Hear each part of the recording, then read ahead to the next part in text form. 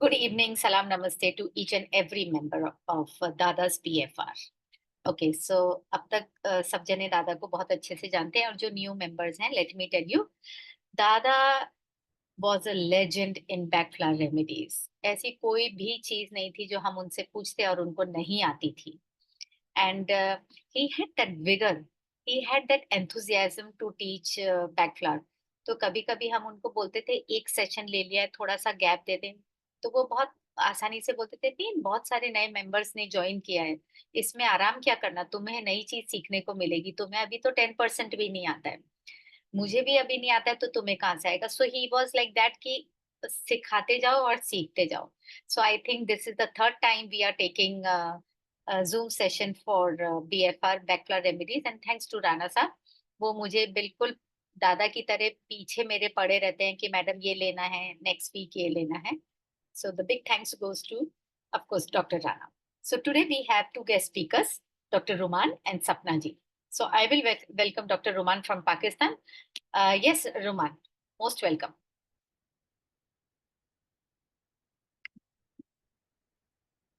रुमान, unmute कीजिए अपने आप को.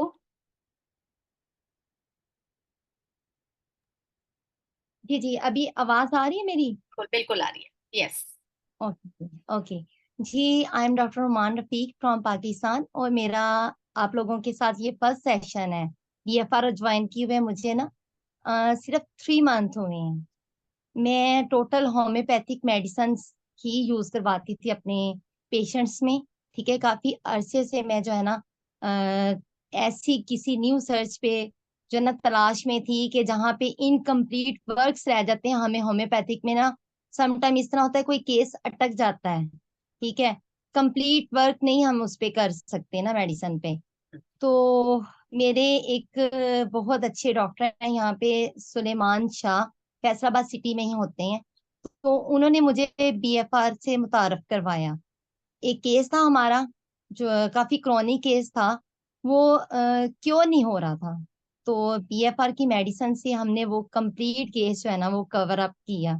ठीक है, और हमें बहुत अच्छे रिजल्ट्स मिले हैं. पेशेंट जो है अब माशाल्लाह बहुत पहले से बहुत बेहतर है. ठीक वेरी. है, मीन के हमने होम्योपैथी के साथ जब बीएफआर रेमेडीज यूज करवानी शुरू की तो हमें रिस्पांस बहुत अच्छा मिला.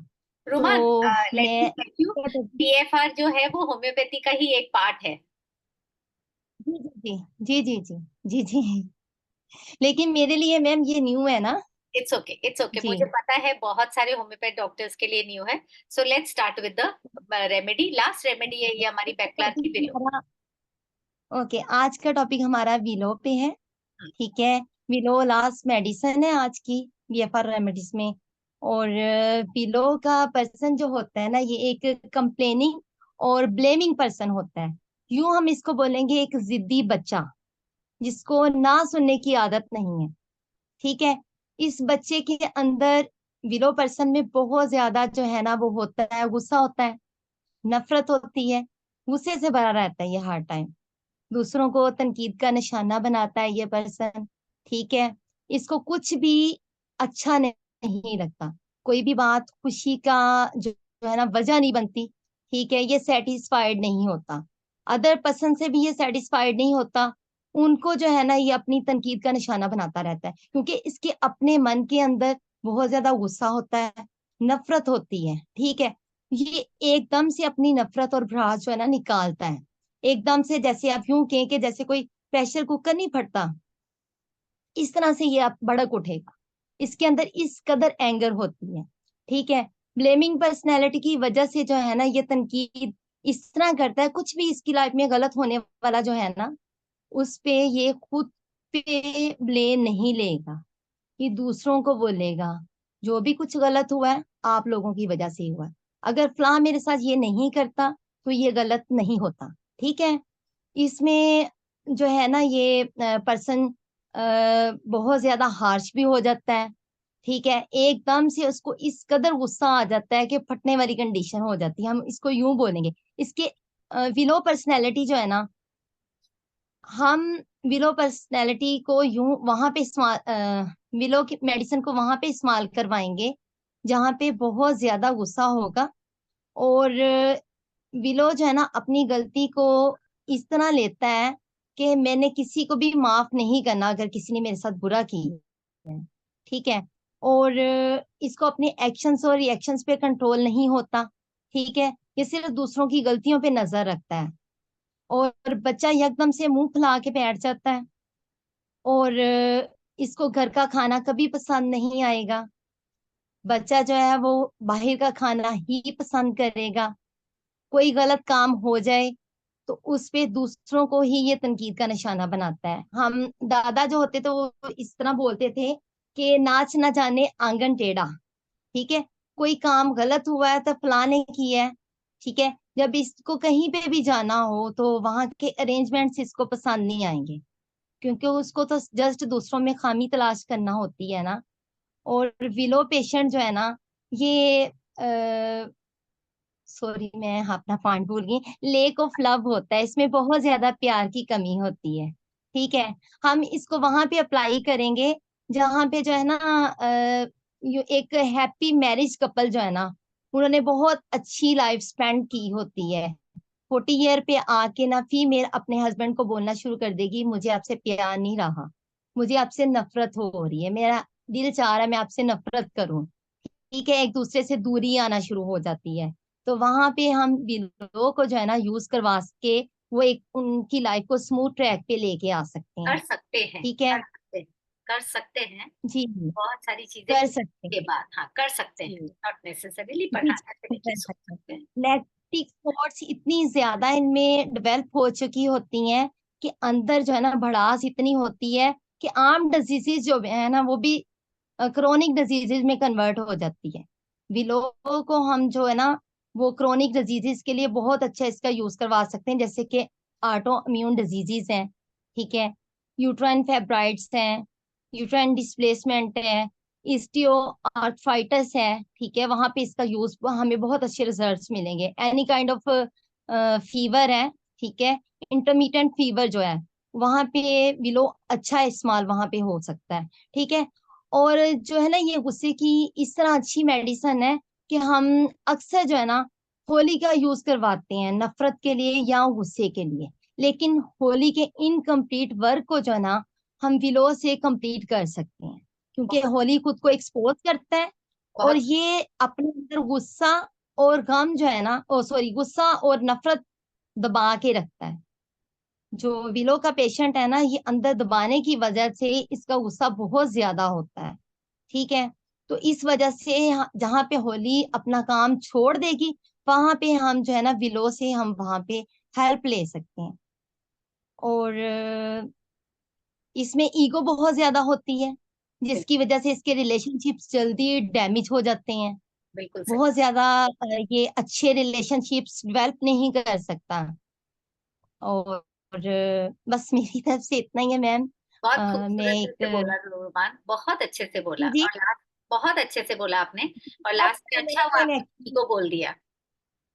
जी जी जी जी जी, फर्स्ट टाइम है ना इसलिए मुझे बहुत थोड़ा सा मैंने अपनी प्रेजेंटेशन जरा अच्छी सी तैयार की थी लेकिन मैं थोड़ी सी नर्वस हो गई, नहीं, इस वजह बहुत से अच्छे से थोड़ा बोला, सा हमें कहीं नर्वस नहीं लगी, आप बहुत अच्छे से बोला आपने। जी जी, thank thank you ma'am, thank you ma'am. You Ruman, thank you so much. चलिए मेरी तरफ से आज थैंक के यू लिए सो इतना मच। ही, ठीक है। बिल्कुल। Okay. Sapna ji, good evening, kindly unmute Good yourself. evening. This is your third session back to back with us. Yeah. Most welcome. Thank you so much for this opportunity. I'm really most, दादा तो दादा ही है आप उनको कोई और नहीं ये कर सकता। उनको कोई रिप्लेस नहीं कर सकता। ये कैसा है ना, इसको हम बोलेंगे डेस्टिनी फ्लावर। हमारी डेस्टिनी अपने हाथ में हम ला सकते हैं, पूरा खेल बदल सकते हैं एक सिंपल विलो रेमेडी से।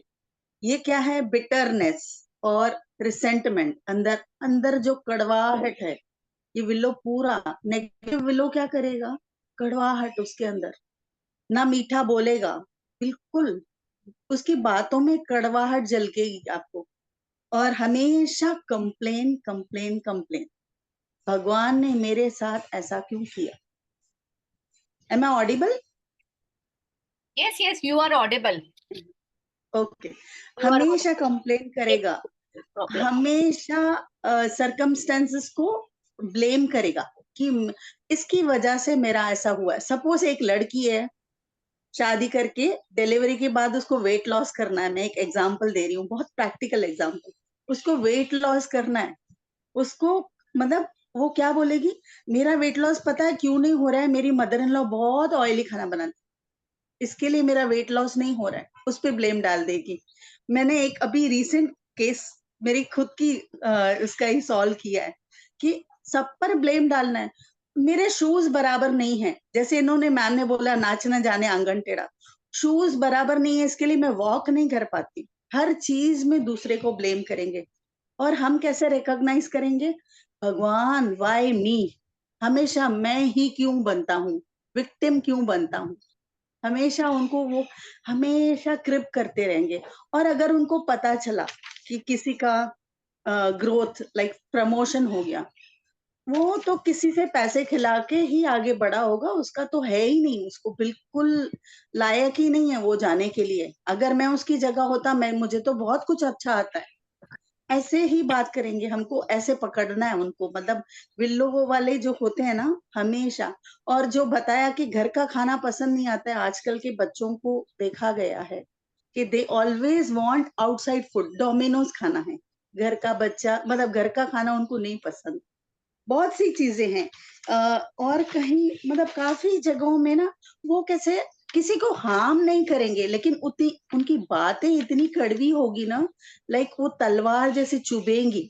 मतलब ठीक बोल रही हूँ ना मैम, मैं रितु मैम? बिल्कुल ठीक बोल।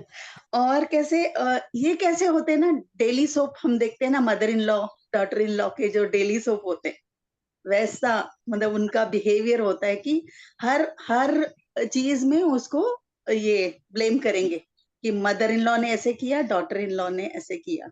तो और कैसे जो टीनेज पेरेंट्स, मतलब जिनके टीनेजर्स बच्चे होते हैं ना, ये इसमें बहुत बढ़िया काम करती है। जो टीनेज बच्चे होते हैं, उनको लगता है पेरेंट्स हम पर पूरा दिन रोक टोक लगाते, हमेशा सोशल मीडिया के लिए रोकते हैं हमको, इंटरनेट यूज करने के लिए रोकते हैं, मूवी जाने के लिए रोकते हैं, हर एक चीज में रोकते हैं। जब पेरेंट्स से हम बात करेंगे तो पता चलेगा कि वो अपनी पढ़ाई में फोकस नहीं करते हैं, कॉन्सेंट्रेट नहीं करते हैं, और वो ब्लेम क्या करते हैं, हमारे पेरेंट्स ने हमको कुछ भी दिया ही नहीं फ्रीडम, इसके लिए हम लोग आगे बढ़ ही नहीं पाए। वो बाद में जब भी उनको आएगा, जॉब में जाएंगे, they will blame their parents. तो विलो पर्सनालिटी को, जैसे मैम ने बताया, रिलेशंस के लिए बहुत बढ़िया काम करता है, फैमिली बॉन्डिंग में बहुत यूज होता है होली और willow.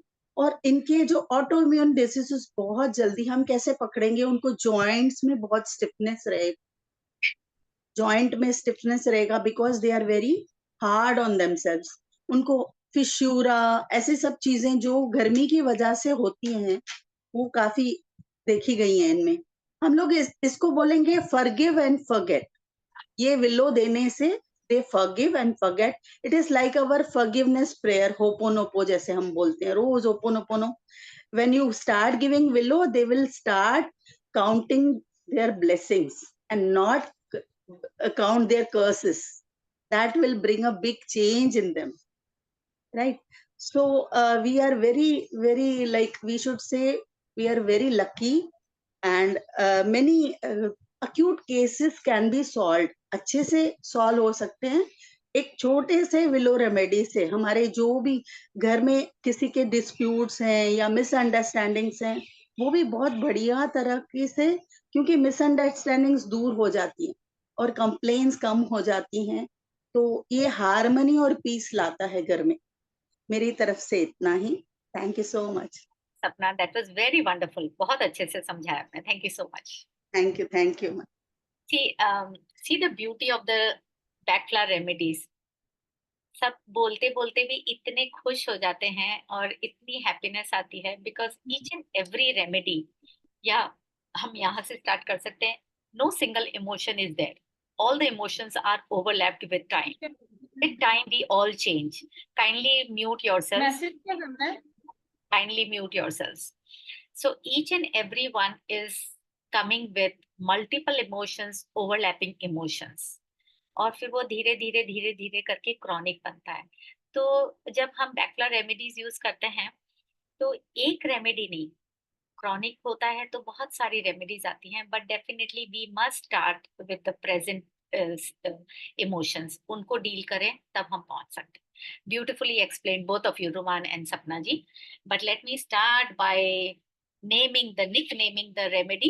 And Willow, as it is, I have named it, I am flexible, the most flexible remedy. And why the most flexible remedy? This we can understand by the plant itself. Willow plant क्या tree है, and the beauty उसकी बाद में बताऊंगी, पर willow tree जो होता है वो पानी के पास पाया जाता है, it grows near water. And the best part is that इसकी जो ब्रांचेस होती है they bend towards the earth. Now the beauty comes that they bend towards the earth, सोचिए ऐसे ब्रांच आके ऐसी पूरी की पूरी नीचे बेंड कर रही है, and the best part and the beauty is that it doesn't break.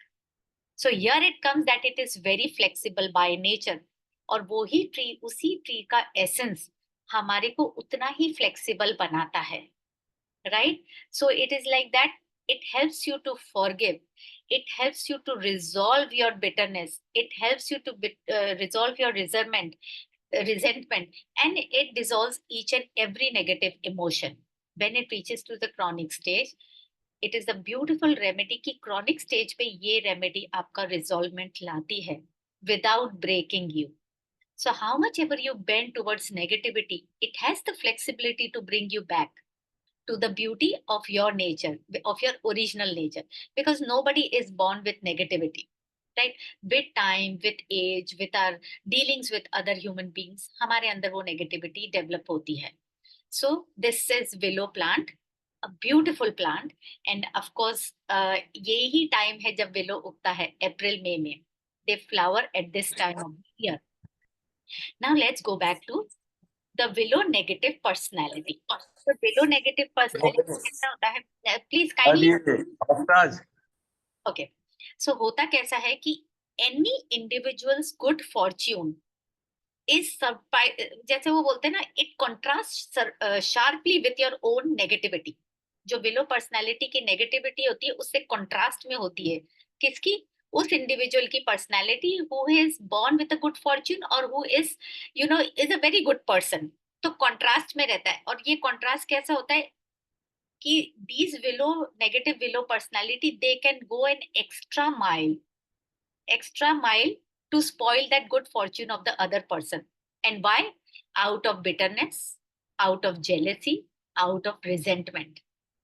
कि वो बोलते हैं ना, उसकी साड़ी मेरी साड़ी से सफेद कैसे, पर इसमें एक कदम आगे ये चीज है कि उसका इतना गुड फॉर्च्यून क्यों, मैंने उसको इतनी हेल्प की लेकिन उसने इतना कमाया लेकिन मेरे लिए उसने कुछ नहीं किया, जो कि सिचुएशन अदरवाइज होती है। अब वो हम आगे समझेंगे कि अदरवाइज कैसे होती है सिचुएशन। तो क्रॉनिक विलो क्या होता है? More demanding, they are most demanding people, they are very sarcastic. Sarcastic क्यों होता है, डिमांडिंग क्यों होता है, वो भी हम धीरे धीरे स्टेप बाय स्टेप समझेंगे। बट जस्ट टू अंडरस्टैंड, हमने जैसे कीवर्ड्स सबने सपना ने और रोमान ने बताए, तो कीवर्ड्स कैसे होते हैं, इनको एक्सेप्टेंस इश्यू होता है, right? They have resentment, they blame others, and they are so pessimistic and they are so doubtful in nature. ये कीवर्ड्स समझ में आ गए? तो जब इतने सारी ये चीजें होती है तो definitely they are very demanding. Demanding हो ही गया ना कि मैंने इसके लिए इतना किया, इसने मेरे लिए कुछ नहीं किया, जो कि सिचुएशन अदरवाइज होती है। एंड जब वो इतना डिमांडिंग होता है तो जब बीच में ऐसा आता है तो they become very sarcastic also. Sarcastically सबके बीच में बताएंगे ये तो आदमी ऐसा है, ये तो फलाना ऐसा है, that way. And they will go an extra mile to spoil the person's goodness also at times. And what happens basically, ये किसी की हेल्प नहीं करते हैं, ये सिर्फ और सिर्फ हेल्प लेना जानते हैं। दे will never help anybody, but in nutshell what happens, they will never appreciate anyone. किसी का अप्रिशिएट नहीं करेंगे, चाहे आप कितना भी आप उसकी हेल्प कर दो। In fact they will argue with you a lot on the topic कि इसने मुझे हेल्प की नहीं, उसके ऊपर वो खूब आर्ग्यूमेंट करेंगे, खूब ग्रम्बल करेंगे, अपने घर वालों से भी बहुत ग्रम्बल करेंगे कि मैंने उसके लिए ऐसा किया। एवरीथिंग डिपेंड्स कि मैंने उसके लिए ऐसा किया। Why is that so? They have no sense of responsibility. तभी वो आदमी किसी के कंधे पे बंदूक रख के चलाता है, the person who doesn't have any sense of responsibility, right? तो उसमें क्या होगा कि and since I told you they will never accept their mistake, और गाते जाएंगे कि मैंने उसकी हेल्प की उसी, so they emit इतनी नेगेटिव एनर्जी, इतनी शार्प नेगेटिव एनर्जी का, टॉक्सिक एनर्जी का, they will emit those type of clouds. और कुछ नेगेटिव पीपल होते हैं ना दूसरी रेमेडी के, वो अपने अंदर रखेंगे, सेल्फ पिटी या जो भी बोलिए कि जताएंगे नहीं, but these people they will add fuel to a fire. One second, somebody is speaking, ठीक है, they will add fuel to a fire in a sense कि वो पूरी दुनिया को बता देंगे कि इस आदमी के लिए मैंने ये किया और इसने मेरे लिए वो नहीं किया, जिसमें अदरवाइज दुनिया वो समझ भी लेगी, ये लोग इतने बड़बोले होते हैं उस चीज के लिए कि हाँ भाई इसने इतना किया और उसने इसकी हेल्प नहीं की। So that kind of a toxic energy they will project to the world about the person who has helped him rather than he has helped him. No, he never helps. These kind of people, he or she, they never help. But they project that kind of toxic energy in the outside the world so that people understand ये आदमी भोला है, ये person भोला है, सारा काम किया कराया गड़बड़ तो सामने वाले का है। Now we need to understand, as therapists and doctors, we need to understand why this kind of a blame game, क्यों होता है।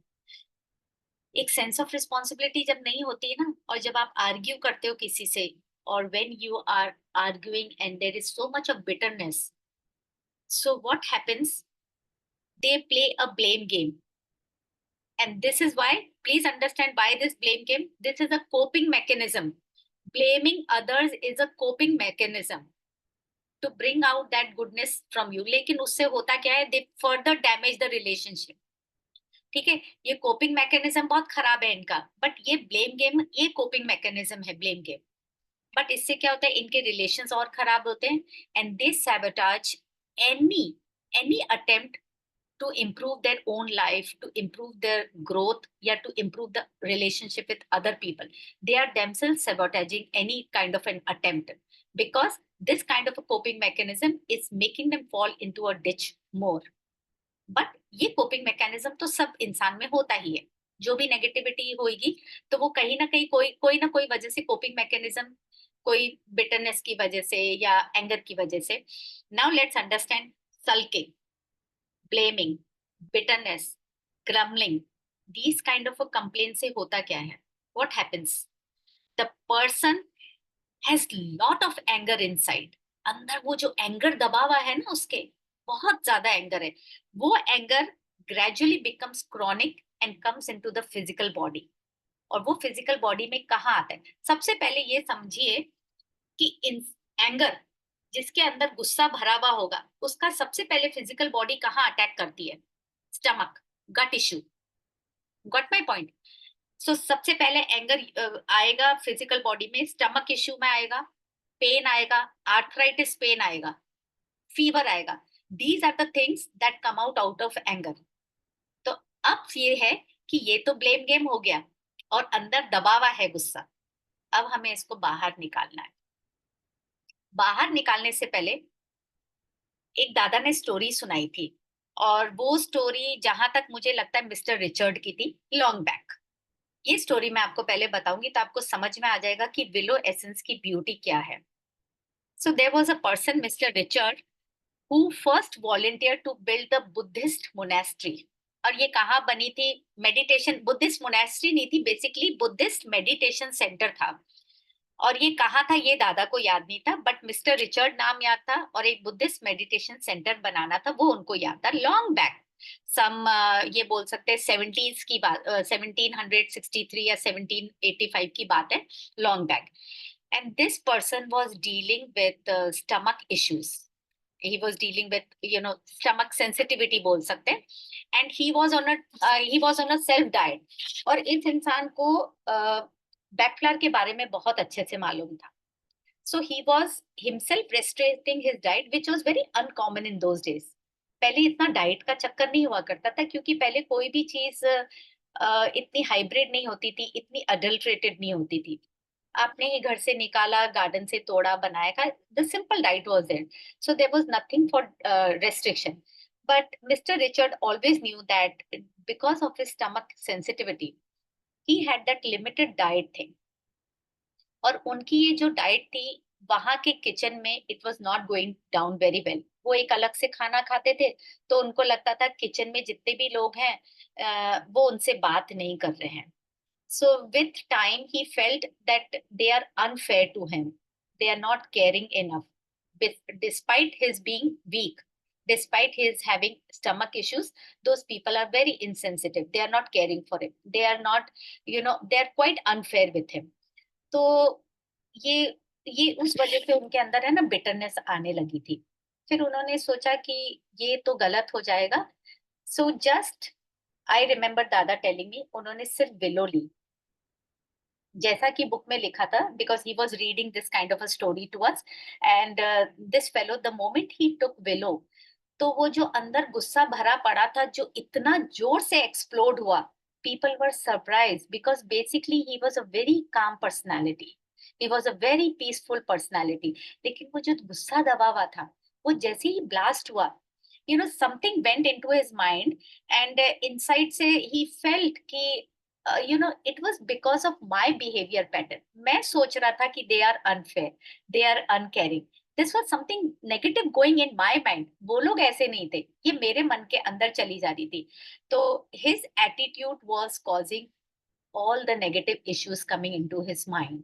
So the moment he took this, the ego was shed.